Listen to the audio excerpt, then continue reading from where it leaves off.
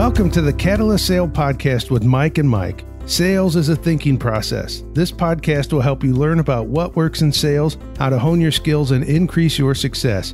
I'm your host, Jody Mayberry, and I'm here with Mike Simmons. Mike, we have a guest this week. I don't think I've been so excited about a guest since the return of Mike Connor. Probably not.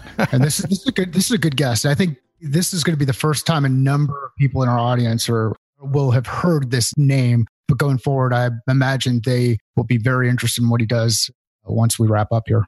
Well, our guest is Dave Berke, a retired lieutenant colonel from the Marine Corps. Mike, give us a little insight into why Dave is on the show. This is a sales podcast, and you have a lieutenant colonel from the Marine Corps with us. Yeah, so I was first introduced to Dave through Jocko Willink's podcast, the Jocko podcast. I heard him on, I think it was episode 69, and we'll add a link. And we're not going to get into a lot of the detail that they talk about in that podcast. If you want to hear that, that's a good podcast to go through and listen to and get into some functional detail and experience that Dave has. But what's been really interesting to me is the idea of applying military concepts to business. And whether you're looking back at books like Sun Tzu's The Art of War, or you get into what I want to start the conversation around, which is John Boyd's OODA Loop. These are concepts that apply functionally inside sales, inside business, and inside life in general. Dave and I have also got another connection. We probably sat in a drive-through line going through In-N-Out Burger someplace near El Toro at one point in time. I grew up in Southern California, and as did Dave. So we might touch on that a little bit as well. So Dave, thanks for joining us today. Hey, it's great to be here, guys. Thanks for including me. I'm excited about it. Awesome. Can you give the audience just a little bit of background context on kind of who you are, what you've done, where you've come from? Yeah, briefly. So like you said, I grew up in Southern California, graduated college in Fullerton, got a commission in the Marine Corps in 1994, spent 23 years as a Marine, mostly flying airplanes as a fighter pilot. I spent a little bit of time as a forward air controller on the ground in Iraq in the Battle of Ramadi, which is how I came to know Jocko Willink and Leif Babin and how my connection with them started. I recently retired from the Marine Corps last year and have been at Echelon Front, which is Leif and Jocko's business consulting company, as a leadership instructor, working with those two guys at Echelon Front for a little bit over a year now.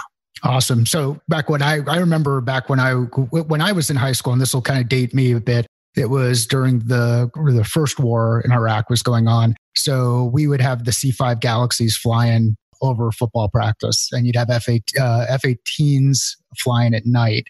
So that was it was an interesting time to live in Southern California and see that. So we talked about OODA Loop. What's the OODA Loop? Yeah, so briefly, the OODA Loop, it was developed by a man named John Boyd. He was a Air Force fighter pilot, got his start in the Korean War flying an airplane called the F-86 Sabre. He did a whole bunch of other things. He was an analyst. He was a pioneer in some of the how we analyze and evaluate the capabilities of aircraft to make intelligent decisions to optimize performance. The succinct way to put it is John Boyd figured out that there's a process by which we make decisions. He labeled that process as a 4-step process known as the OODA Loop: observe, orient, decide, and act. And what it really boiled down to is he realized and recognized that the capability of your equipment isn't and can't be the deciding factors of whether or not you're successful. Even in the Korean War, by metrics, speed, maneuverability, altitude, things like that, the F-86 was inferior, but it enjoyed a really high kill ratio. And a lot of that had to do with a whole host of elements, but he distilled that down into something he called the OODA Loop. And it's really ubiquitous. It's everywhere. The idea of making decisions and this feedback loop of experience making us better at it essentially translates into every aspect of our lives. I spend a lot of time thinking about it and how I interact with businesses, how I interact with leaders of businesses, and find the intersection between leadership decision-making. And the OODA Loop essentially, like I said, applies everywhere. So it's a really interesting concept that started a long time ago in my wheelhouse from a fighter pilot, but it translates to basically everything we do in life. And I think that's the beauty of processes like this. And we talk a lot on the podcast about foundational skills and getting back to basics. And here, what we're talking about just on the first piece is observe. And observe isn't assume. Observe is about gathering information that is at your disposal. It's not impacted by the technology that you're using related to a Salesforce CRM or something like that. It's not driven by a template that you have to put information into. You're observing the situation. How does that apply to what you're doing today, Dave? Yeah, I think you said it nicely with observation is. So observation, that first step in the process, is sort of one of those classic things. If you just think about it, it sounds really simple and it sounds really easy. The example that I usually discuss and show visually is observation inside the cockpit of an airplane. It doesn't sound like it's really hard to do, but if you're under 9 Gs, looking over your shoulder at someone who's turning through space with you, just looking at another airplane, if that's the only thing you want to observe, is actually pretty hard. And if you think about it in the real world, observation, it's how much information, how much is out there that you can gather and bring in. And there are things, and you understand this in real life, there are things that are out there that we just don't see, things we miss. There are things that are not out there that we have to go looking for. And there are things that we see now because we know what we're looking for, and we can certainly take that for granted. And the ability to observe the world around us, the more inputs we take in, the more likely we're going to find the relevant inputs, process them quickly, and make decisions based on those inputs. So observation is critical. It's a lot harder than it sounds. The things we're good at, we take for granted. The things we're not good at, we have to work really hard at getting better at. The more that's out there to gather, the more likely you're going to come across the information that you actually need to make a good decision. How often do you see assumptions getting in the way of that observation? All the time. And it really boils down to, and you're very quickly getting to why there's this critical intersection between the idea of leadership and decision-making, and even the concepts of Echelon Front that we teach that came from Leif and Jocko's book about the laws of combat, how there's this very natural intersection to decision-making is those assumptions, those are usually based on our level of comfort.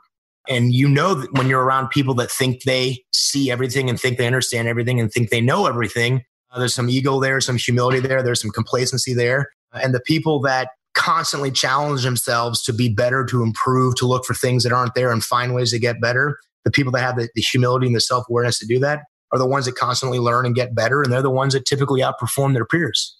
And I think you reinforced this in a recent Business Insider article, and we'll include the link. But your quote was, guys like me and everyone who's ever transitioned from flying a legacy airplane like the F-16, F-15, or F-18 are always going to bring forward some habits from the old jet. A lot of those habits are going to be wrong. So be careful about the assumptions you make as you go out there and you go through this first piece of observe. So now, so I've gotten all the data. We're never going to be working with perfect data. We're going to be working with the amount of data that we have at that point of time. But now we get to move into this idea of Orient. What does that mean? The way I talk about orientation is really putting that data into context. Some people describe the process of taking data and turning it into information. You're creating relevancy. Now, if you look at Boyd, if you read the book Boyd and kind of go into the OODA Loop, there are people that literally have done dissertations on the OODA Loop. We are at the absolute wave top level. So for anybody who's interested, obviously there is an incredible amount of things out there to research and to go in much deeper. And so as long as people recognize that we're really talking really the highest points here, but the takeaway for me about that orientation, and John Boyd said that the orientation is the most critical aspect. It's how you view the world. It's how you view yourself in the world, the things you grew up with. There's a whole bunch of inputs that go into it. The most succinct description I use now, especially as it applies to business, is the transformation of data to information. Data is out there. We can gather data. The world of big data, getting data isn't hard. Machine learning, the whole host of things that go into collecting data, we are better at that now than we ever have been. And every day we're getting even better. What's hard is what we describe, or what I describe as that orientation phase, which is putting that data into context. I use some really simple examples, like if you're flying next to an airplane, and if you're in a dogfight with another jet and you look over your shoulder and you see that jet, and if I'm pointed up in the sky, pointed vertical, and that airplane is across from me and he's pointed up, the potential outcomes of where he's going to go are somewhat limited. And if I saw and looked over my shoulder and I saw him pointed down, they're somewhat limited. So it's not enough to just observe and look out and say, oh, I see an airplane. That's data. Well, I see an airplane that's pointed in this direction. His wings are doing this. His engines are doing this. And I start to take that data and start to turn it into information. I gain some context. I orient myself to that aircraft. All of a sudden, that data, which could tell me a million different things, I get to narrow down that data into what's useful, discard the data that is no longer relevant. And I now am left with less data, but it's more information and more usable for me to make decisions on. So what I'm going to do in terms of an airplane next to me, pointed in the same direction as me is different than an airplane next to me pointed in the opposite direction of me. Yeah. And really the same is true for business. You don't want in sales every piece of data that's out there. You want to take the data and turn it into the things that are most relevant for your clients, the most relevant information for you to lead yourself down to a point where you can start making decisions. And the orientation phase is critical for that. If not, it's just a million inputs that you've never oriented yourself to and you've never put into context. So would it be right in saying that this is where your experience comes in? Absolutely. Yeah. Filter through those data points. Yeah. And I gave you, like I said, a very rudimentary example. When you start to take a whole bunch of potential outcomes and you start to limit them, it's based on your experience. And really anything that you've ever done in your life, it's really based on the number of times you do it, the more efficiently and more quickly you can determine what you think the most likely outcome is. Think about crossing the street. Something as rudimentary as simple as crossing the street. When you cross the street, you take in a whole bunch of inputs. And one of the most critical inputs is you're looking for other vehicles. You've probably looked down the road long enough to see a car and very quickly determine how far away he is and how fast he's going. And what is the likelihood of that guy hitting you as you're moving across the street? Look, you take that for granted because you've done it 1,000 times. But if you ever try to cross the street with a child, I still have kids when they look down the road and we say, hey, look both ways. They see a car a mile away. They don't cross the street. Right. Because they don't have that context, that frame of reference yet. They can't put that into orientation and make an intelligent decision of, hey, we're going to be fine. And in the same vein, I've seen my kids try to cross the street when there's a car that clearly is going to become a hazard for us. So the stuff really translates everywhere. It gets back to that earlier point about taking things for granted, but we take those things for granted when we get really good at them. And that's efficiency. Those in some ways are a very good thing. We limit the number of potential outcomes to the most likely, and we make our decisions based on our experience. The more experienced we are, the more likely our decisions are going to be correct. If you're a wrestler and you've been wrestling for a day, you're going to be less experienced than if you've been wrestling for a year, 10 years, or your entire life. And you're going to make better decisions based on seeing the same thing over and over again. And you'll say, hey, I've seen this before. I know it's most likely going to happen. And I'm going to make my decision based on that expected outcome. So that's a good transition right into decisions. So now you're called. You're basically called to the point where you've got to choose. You've got to decide which direction you're going to go, what your next step is, what's going to happen next. Where do people fail here? So just to close that conversation, I think the way you did that segue was perfect because that's why it's a loop. It's not a linear 4-step process. It doesn't go 1, 2, 3, 4. There's constant feedbacks, but it does move, from step to step. And that observe, orient gets to you making a decision. And that movement down the loop or across the loop from the O to the D to the A, I kind of look at that as the transition between the science and the art of decision making. There's a lot of science with data collection now. There's a lot of science with turning data into information. There's a lot of methodical ways in which we can do that. And again, I'm being very rudimentary. There's a million ways to explore and view the loop as it applies to what's relevant to you. As you start getting to decisions, some of those decisions, some of that process starts to get into what I call the art of decision making, which is where you start to rely on your instincts. You start to rely on things that you're comfortable with, natural with, maybe a little less scientific, more experiential. And it turns out that making decisions, and this will make sense when we get to the end of this conversation, making decisions is hard, but not that hard. And people I see when we deal with businesses, you would expect, hey, making decisions, is it something that it's difficult for us to do? People are actually pretty good at taking data, turning it information, and then recognizing what they think we should do and saying something to your team. Okay, team, this is what we're going to do, or this is what I think we should do. This is the decision that I think we should make. And that's really just formalizing that process into some sort of outcome that you want to have happen and sort of informing yourself or the people around you what you plan on doing with that information. Hey, I've decided we're going to cross the street. Hey, I've decided to pull up into the vertical or pull down in a different direction. I've decided to do this. And so decision making isn't that hard. And a lot of people in leadership positions actually are getting pretty good and demonstrate that they're pretty good at doing that part of the process. So then we get into, and that's good that people are getting better with making decisions. Now we get into that action, like actually moving, doing something, taking that piece forward. So any key points or considerations, things to think about? This is where it gets hard. And absent of considering the OODA loop and that 4-step process, there's 4 steps in the process. A lot of times people don't make a distinction between a decision and action, but there's a clear distinction. Those are 2 very different things. How many, and for anybody that's listening, that's on a team, sales team or otherwise, anybody that's listening to this podcast this will resonate with them. How many times have you been in a meeting where the boss says, hey, this is what we're going to do? And they make a decision in a meeting. And then a couple of weeks later, you come back and say, hey, what are we doing with that thing we talked about a couple of weeks ago? Have we followed up with that? Have we implemented? Have we gotten any feedback? Who's in charge? What's the deadline? The differentiator between making a decision and taking action, that's where all the problems are. So the big difference between decision and action, or deciding and acting, is that's where you take ownership of what's going to happen. Anybody can say, this is what we should do. Once you actually do it, once you take that action, you actually start to implement, you now own the outcome.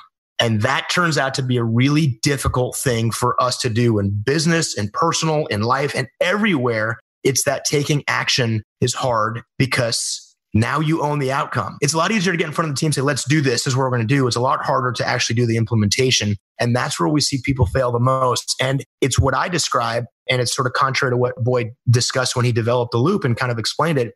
In the modern era, that's the real magic. That's the hardest part. And it's the thing that matters the most.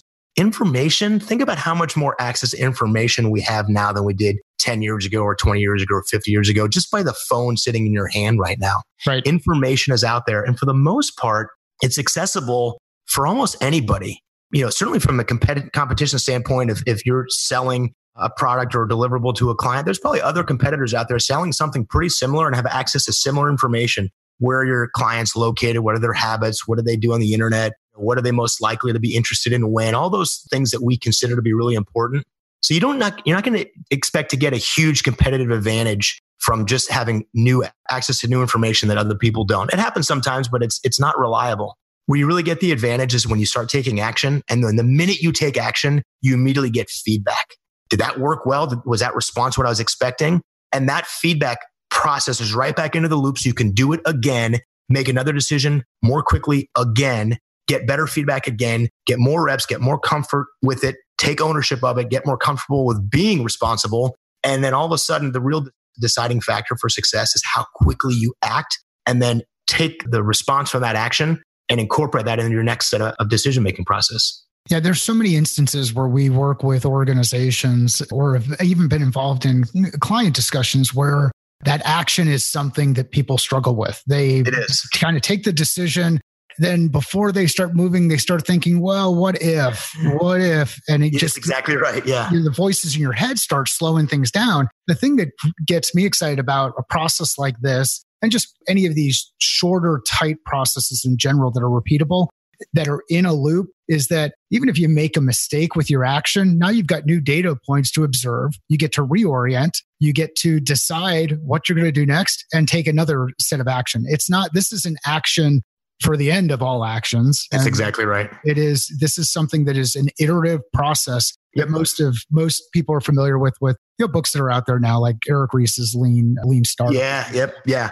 So the way you're describing it is spot on. You're saying it exactly the way I would say it. And I think you've just naturally created that bridge to how this applies to business, and really how it applies to everything. It's this unending cycle. You never get to the end and just stop. You feed back into the process and continue to do it. And it applies everywhere. It obviously applies to business, and it applies to leadership. And so that intersection between leadership and the OODA loop is really natural, really obvious when you spend a little bit of time trying to draw the correlation there. And it also becomes pretty self-evident as to why people don't like taking action. You get that little voice in your head, and that voice says, hey, you know what we should do? Maybe we should just run the numbers one more time. Maybe we should just pulse a little bit more data. Maybe we should just ask one more time, do we think we have everything? And it gets to that point that you just made. And I'll actually be more emphatic than the way you said it. You're going to be wrong. Not in the event that you're wrong, not with the potential you're going to be wrong. You're absolutely going to be wrong. Or at a minimum, you're not going to be 100% correct. Yep. We're always making mistakes. And so this idea of mistake prevention, the best way to prevent making mistakes is to act, inform, react, reinform, act again, inform. Do that so fast, so rapidly, so many times that you create efficiency faster than the other person who wants to just wait a second and slow down and make sure he's got everything right with the hope that he prevents making a mistake, which is impossible. And you've blown right past that. What we call that in fighter aviation is we call that getting inside someone's loop. That's a phrase that we use. If I'm fighting you and you're fighting me and I'm making decision and I'm on my second, third, fourth, fifth decision and I'm reacting and making decisions and you're waiting to respond, by the time you respond, I'm 5, 6 moves ahead of you. I'm inside your loop.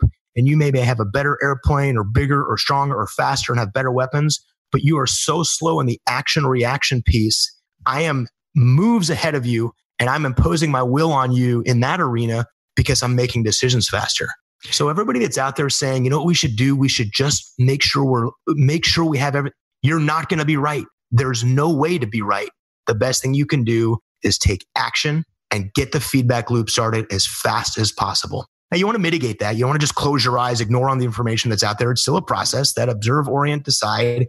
It's real. You need to continue to do that.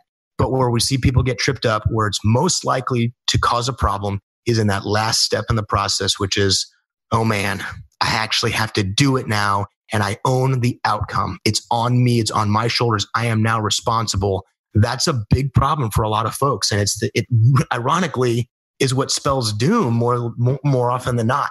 So one of the things that is coming through clearer for me here is you control the action that you take. That's a part of the process that you control. Yeah. You can't control the tech that you have. If you're flying an F-35 and I'm flying an F-16, I got to do what I do with an F-16, and I don't fly, but I don't know how. No, but you're correct. You're absolutely right. You play the hand you're dealt. There's so many different cliches that revolve around this. It's so many people get caught up in their own internal loop of I wish I had. You know what? Just do with what you have and move forward. And one of the things Boyd pioneered was this concept of what we call the EM diagram, is about energy management. And really the distillation of that sort of gets to what you're saying, is that it was a way to be really clear about, in this case, it was the equipment, it was the aircraft, but it applies to everything. It really, what it shows you is what you're good at and what you're not good at, where are your strengths, where are your weaknesses, where's your competitive advantage, and where is your weakness. And what you should be able to do with that. And you want to do the same for you and your competitors. You want to look at what your competitors are good at and look at what you're good at.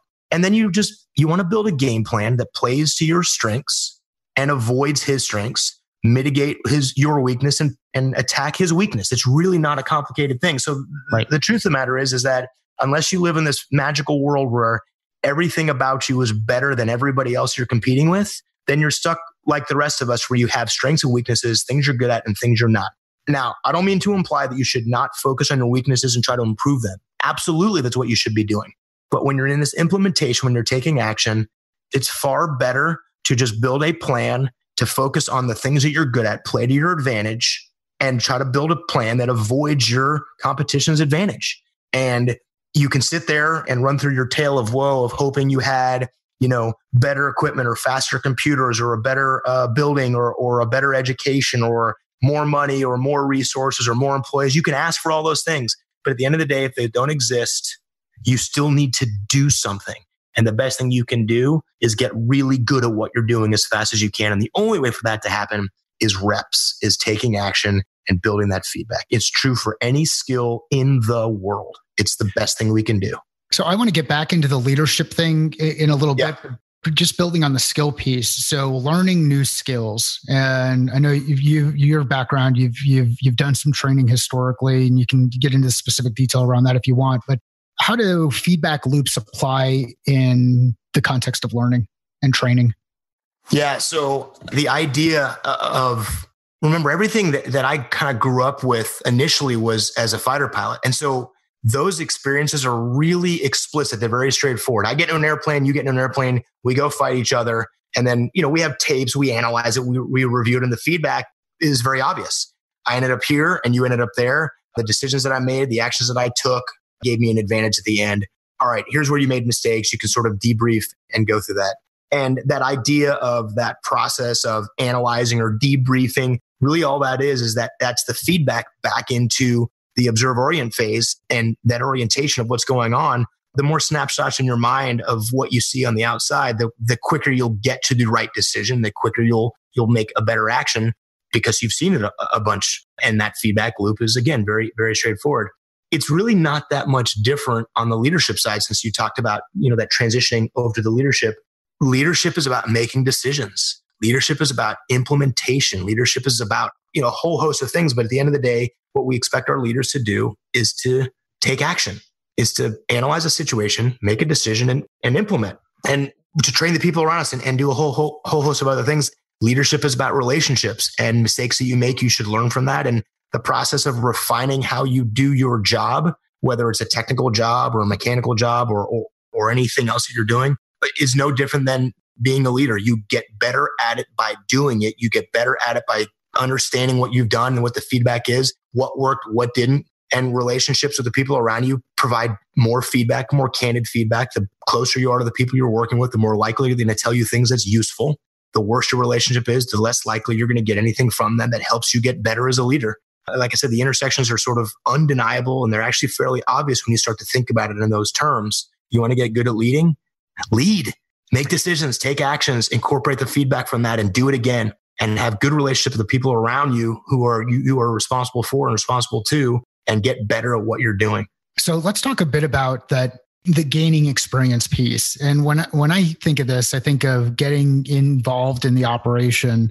I may be focused on sales, but I need to spend some time with the folks on the marketing side. I may be focused on sales. I need to spend some time with the folks in customer service and customer success. I need to spend some time with those in product, learn from them to improve my general experience about the organization. You spend some time as a forward air controller. What's a forward air controller do, and how's that different than being a pilot?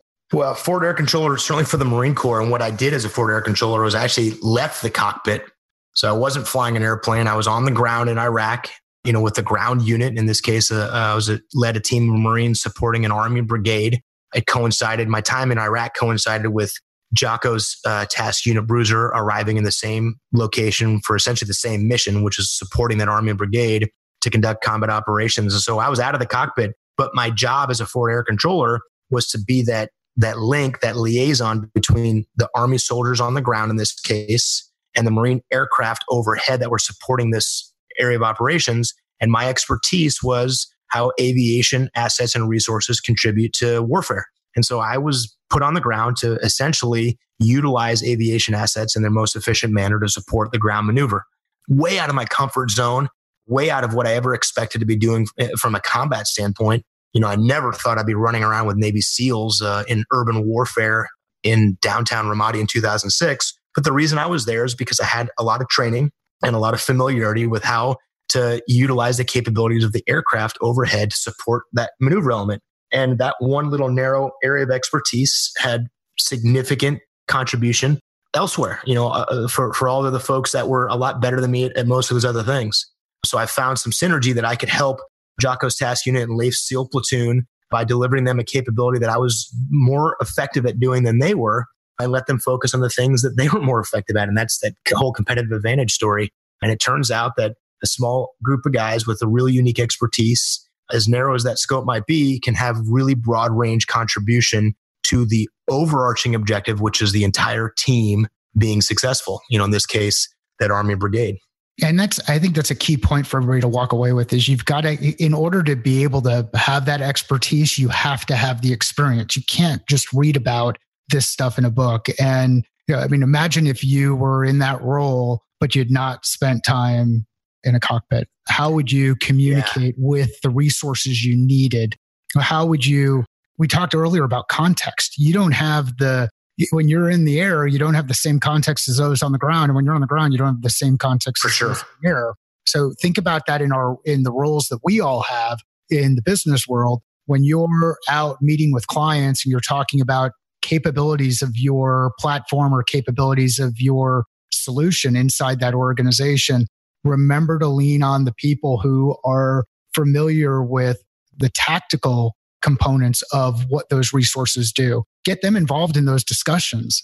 There are many times I've been involved in client discussions where I've brought someone from outside of the sales team, maybe it was someone in product, into the discussion. And they've asked questions that I never would have thought of asking the client. And we ended up gathering more information than we had going in. And we were able to deliver a better solution to that client. So leverage your resources. I know we've talked about that a couple of times before, but just to hit that point home again, leverage your resources and expertise. Yeah, I think it's a great point. Know where you contribute the most. And you said it pretty well. Experience is really difficult to substitute. There's two ways to get good at something: experience and training and practice. And if you've never been in the cockpit of an airplane, you're going to be limited in what you can contribute. It doesn't mean you can't be good at it. It's just going to require a lot more training. The Marine Corps subscribed to the philosophy that the guys best suited to use air power on the ground are people that have flown airplanes. That doesn't mean that we don't have really competent, highly capable forward air controllers that aren't pilots or joint terminal attack controllers, JTACs. But there's a huge advantage to someone who has seen it from the other side and has that context, which is that whole idea of the orientation. You could put things in the right context in order to make a better decision. So when I look up, see an airplane in the sky, much more rapidly than someone who hasn't seen it can put myself in that frame of reference, create the orientation that I need and say, hey, this is what we need to do. This is what's going to happen. And this is the decision we're going to make. Let's go do it.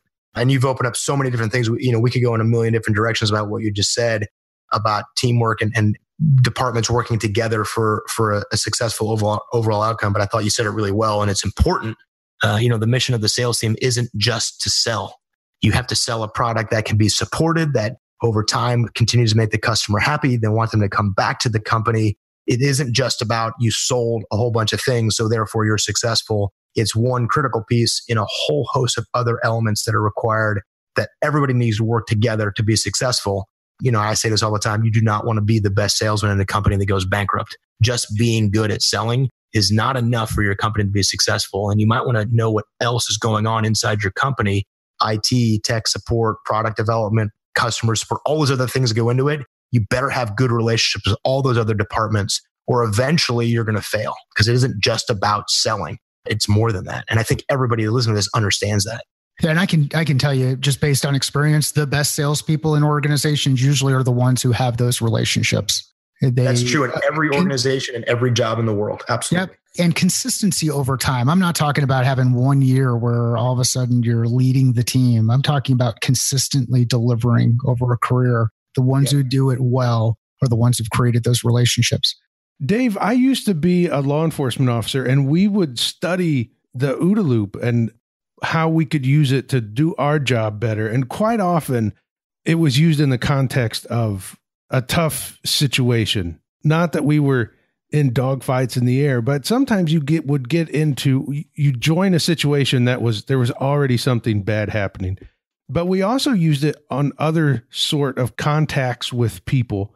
And what I'm getting at here is that sometimes, and I think this ties into sales, that asking you end up somewhere, you can change and give yourself more information to orient on by asking questions.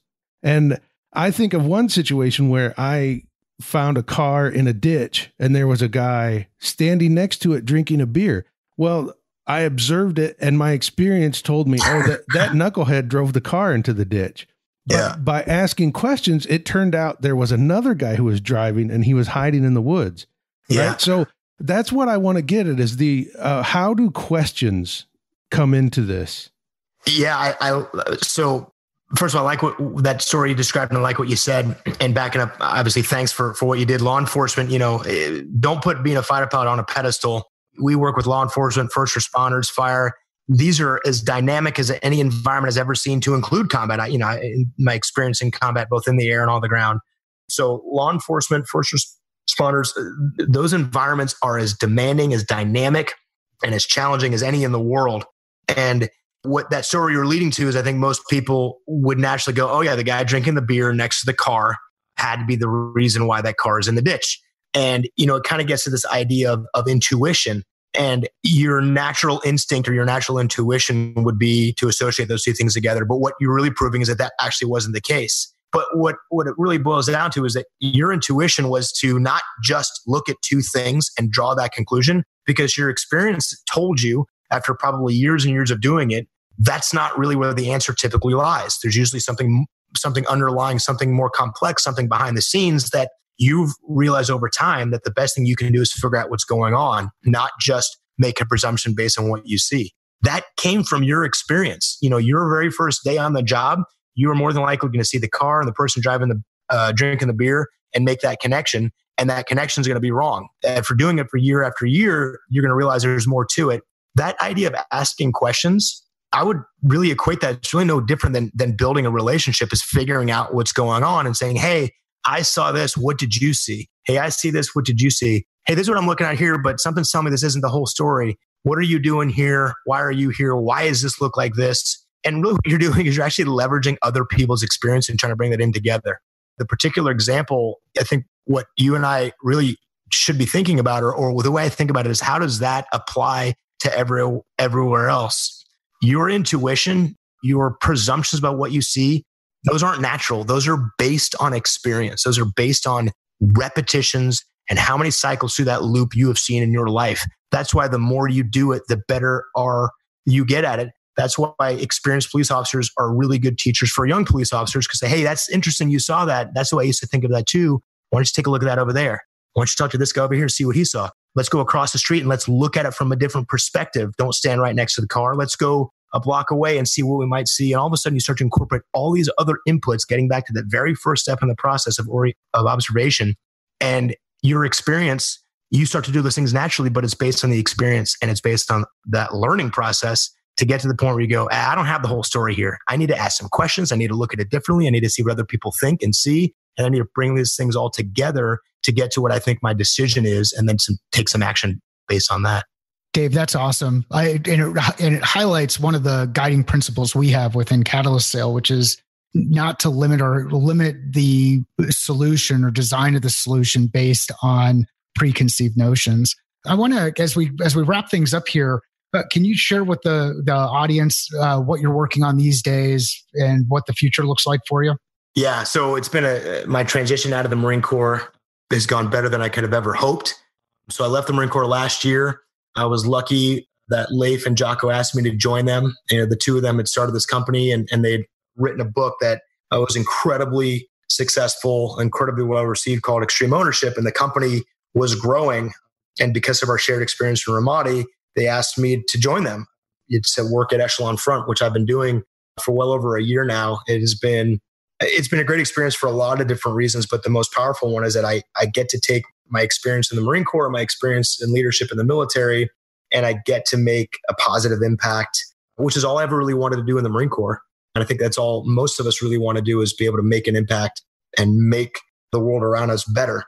So I'm at Echelon Front. I expect to be there for as long as they'll have me, which I hope is a long time. We're working with every type of client that you could possibly imagine in every industry that you could think of. And we're taking those leadership experiences, which we spoke to very briefly today. And we're showing that, experience in combat and military experience, those lessons that are in that book, they are applicable to every single profession, every single industry, every single aspect of business, personal life in general. And they make a big difference. If you implement those lessons that we learned, you're going to get better at what you do, and your life's going to get better. And it's a really powerful thing that I get to be a part of.